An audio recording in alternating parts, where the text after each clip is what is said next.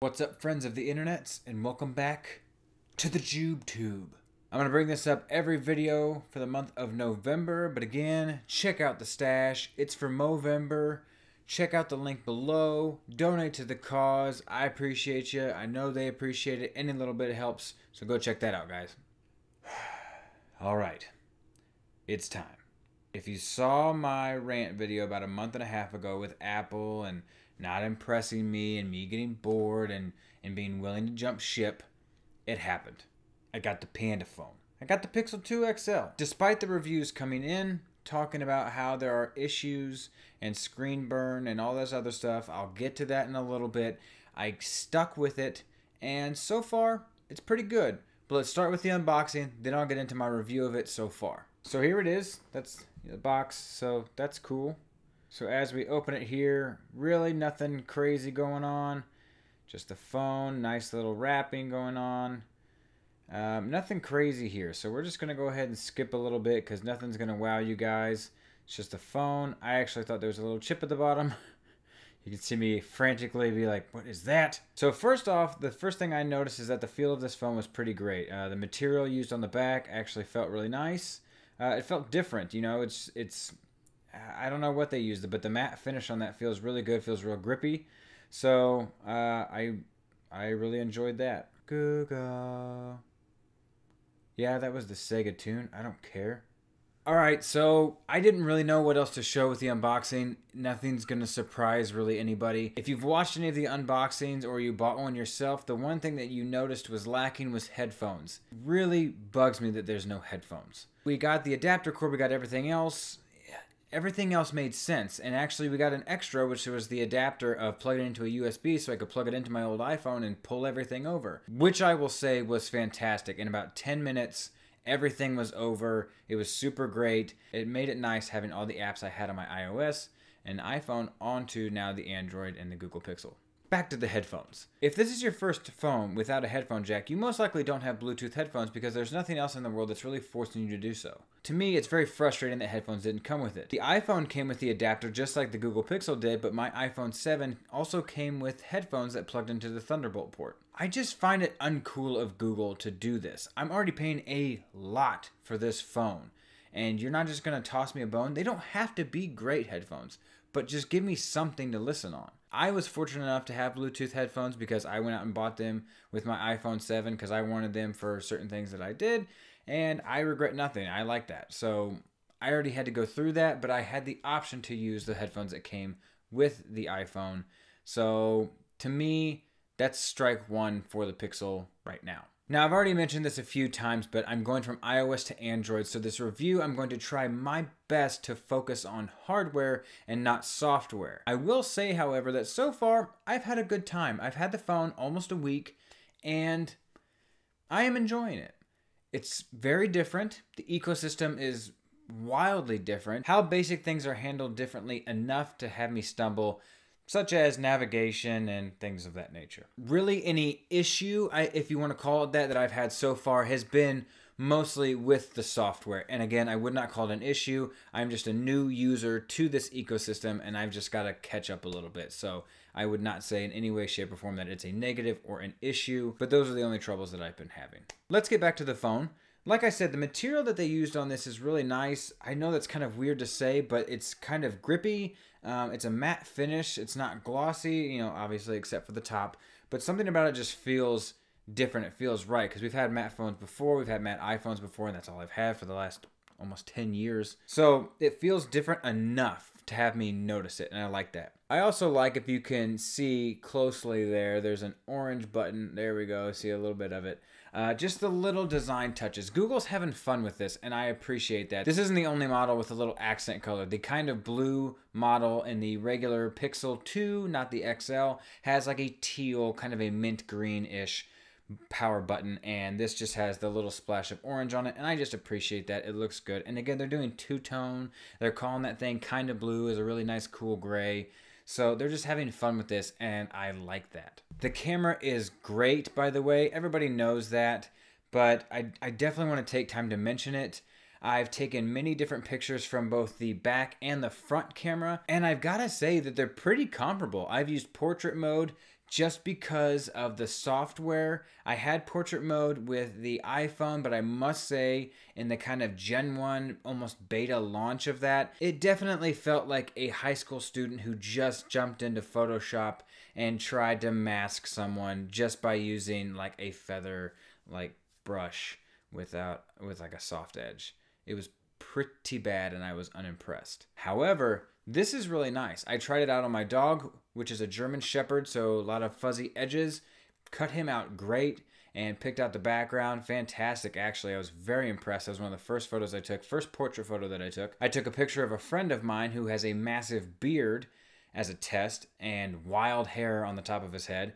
And it was able to pick out all the curls on top and the scragglies from the beard on the bottom, cut it out really nice. And then I started doing portraits of myself from the front camera as well, and I noticed no difference. Both sides were able to crop me out really well. And the only reason I'm bringing this up is, again, this is a software thing, so we're able to get better pictures with the camera that we're given, and then Google is able to use their software to bump it up a bit. So I just appreciate that, and I used to do a lot of photography back in the day, so it's nice to have something that can do that effect. I always like having a wide depth of field.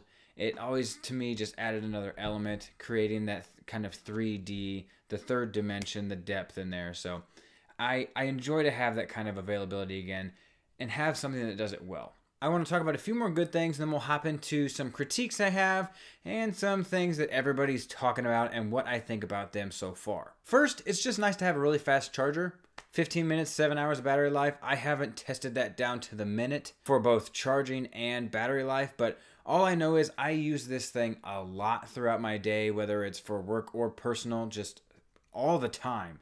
And I'm finding myself going to bed at night with still over 30% battery life, which I'm sure that will probably start to dwindle down a bit, but that's very impressive. Even though iOS 11 butchered the battery of all the iPhones in existence, still before that, I was still getting the red battery by the time I went to bed, and I have not gotten the low battery warning yet on this phone. So that's impressive to me, and I appreciate that. I don't have to worry about that at all. The phone itself is very snappy. I feel like most of the commands that I'm telling it to do, opening apps and everything, seem to work very fast. The only hiccup that I ever see is if I'm going from portrait to landscape in a video. For example, when I'm watching YouTube and it has the smaller preview on top, I tip it landscape and it goes full. The sound will continue, but the video will pause briefly. So that is a little hiccup in my mind. I did not have that issue with the iPhone 7. And I feel like that's just a software thing, so hopefully in the future maybe it will run a little better, but that is something I've noticed. Doesn't ruin my life by any means, but to me it seems kind of rookie-like. Okay, the one negative that I've really picked up on so far, again from a hardware standpoint, is the speakers. They boasted about the two front-facing speakers, which you can kind of see here. There's one down here, and there's one up there. They are good, but in different situations. That's the one thing that I'm trying to figure out here, is I've actually kind of bumped it up pretty loud. I like to listen to music when I cook, for example. So I used my phone to listen to music while I cooked recently, and it sounded great. I was able to crank it up pretty loud, no distortion, was very clear, and I enjoyed the sound. However, I did watch a YouTube video both yesterday and today, part 1, part 2, and the audio kept changing. It would be good 1 minute, and then they would change to a different scene and a different mic setup. Very clearly, we went from like an overhead mic to like a mic on the shirt. And when it was the mic on the shirt, it sounded blown out, like as if I had my speakers louder than they could go, which they were about halfway when I was listening to it, and it sounded like the speakers were blown. It was very bad. Now, I understand that could be the equipment that the people were using to film this video. However, I've watched these videos before. I had to go back and I'm redoing something that I did probably about 6 to 8 months ago, and so I'm watching these videos for reference. So I watched them on my iPhone 7, and I noticed no difference when watching those. I watched a video on Facebook today while scrolling through just to kind of test the waters, since I noticed this issue yesterday. And same thing happened. The audio was not very clear in certain parts of videos. However, if I were to open Spotify and listen to music, no issues. It sounds crystal clear. So I don't know what's causing these issues to happen in these kind of distorted, blown out things. Again, I'm just noticing this. I don't know enough about equipment, technologies, and that kind of thing to really kind of pinpoint where it's coming from. That's just all I'm noticing, and I'm assuming it's just where the sound is coming from, not the phone itself. Because again, it sounds great when I want it to sound great with music. So that's the one negative thing that I've noticed. Okay, let's talk about the screen. The screen has been the topic of discussion ever since these were sent out to early reviewers. First things first, they talked about graininess. I haven't noticed any graininess, but then again, I haven't looked at my phone like this either, which I don't know if people are doing that, but I can't tell anything. For those of you who don't know, I design by day, and I used to do a lot of photography. I stare at details a lot. That's what I do. And I have been unbothered by any graininess in anything. I think people are nitpicking. I'll say it again here in a minute. I understand why people would have these critiques and these thoughts about the screen. This phone is not cheap. So when you're paying this kind of money, these things should not happen. So I can appreciate that 110%. The next thing is that if you slightly turn the phone off of just a flat axis to your face, you get a blue tint to the screen. Well, since I don't read my text messages like this, or like this, or like this, I'm not bothered by it. I don't see a big deal in it. And honestly, it's just a little bit. This morning I had a video on the table while I was eating my breakfast, and it was flat, it wasn't inclined, and it was like 6 inches away from the plate that I was eating on, and it just looked a little cooler. It's not that big of a deal to me. I'm sorry. That just comes with, from my understanding, the POLED screens.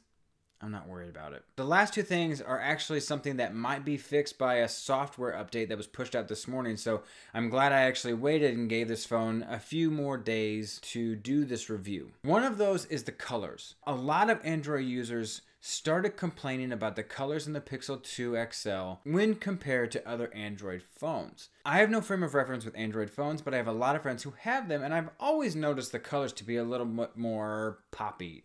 They stab your eye just a little bit more. And that's going to be my critique here. The update came out this morning that added a new color mode called Saturated to get users closer to that range of color that they're used to in Android phones. Google did say that's not going to get you all the way there because they don't feel that that's the best experience. And I 100% agree. I changed to that saturated view and the colors looked bad. I don't know if that's what people are used to or why they would like that, but it looked fake. It looks like someone found an Instagram filter but felt like they knew better than Instagram and the people that made those filters and bumped up the saturation to 11. I mean, it was bad. They were stabbing my eyes. They felt fake. Like I said, Google didn't even want to take it to the normal Android level, apparently. So I did not like it. Even from just the icons on my home screen, I was not a fan. I am a much bigger fan of the natural tones that Google is trying to show, the truer tones to nature. If I watched this video in that saturated mode, I'm sure my sleeves even would somehow stab my eyes with their color. I was not a fan. So I appreciate that natural color direction that Google was going. Air high five to that. The last thing is something I have not experienced and I hope not to experience, and that's the screen burn. And there was also something included in that update now to kind of dial back the opacity of those navigation buttons in the footer of the 2XL to try to prevent that from occurring. But I hold no loyalty to this phone. I have no loyalty to Google. I have no loyalty to Android. I have a grace period to say, you know what? This is not the phone for me. Take it back. Which, like I said, I'm enjoying the phone. I'm actually enjoying Android. It's not near the world-crashing culture shock of changing ecosystems that I was kind of expecting. Not that it would be bad, but just overwhelming. And it's not. However, like I said previously, I spent a lot of money on this phone. I bought the 128 gigabyte version, so this is a pretty penny right here. If I get that screen burn, I'm going to return it regardless of if I like the phone or not, because I'm not going to spend that kind of money and have those kinds of mistakes happen. So I'm paying very close attention to that. But right now I haven't seen it. The reviewers that I really respect on YouTube, I've watched their videos. They did not experience it, and that was before the software update. So I'm really hoping that I don't experience that because I'm liking the phone so far. That's going to do it for me, guys. That's my quick review of the Google Pixel 2 XL. and I hope you guys enjoyed it. I'm enjoying my time with it so far. If you picked up a Pixel, let me know what you think in the comments below. If you picked up an iPhone X, definitely let me know what you think in the comments below. I really want to hear what people have to say. So far, I've heard that if you sneeze, the whole thing shatters. So hopefully that's not the case. And if you got it, you are enjoying it. I hope that my fears and my comments from my rant are not true and that it is actually a great phone, and I hope that you enjoy it. I myself am really enjoying the Pixel 2. I don't regret my decision yet. You know, if I get that screen burn in, we'll see if my answer changes a little bit. Please hit that subscribe button down in the bottom. Share this with your friends. I appreciate you guys, and I'll see y'all again next time.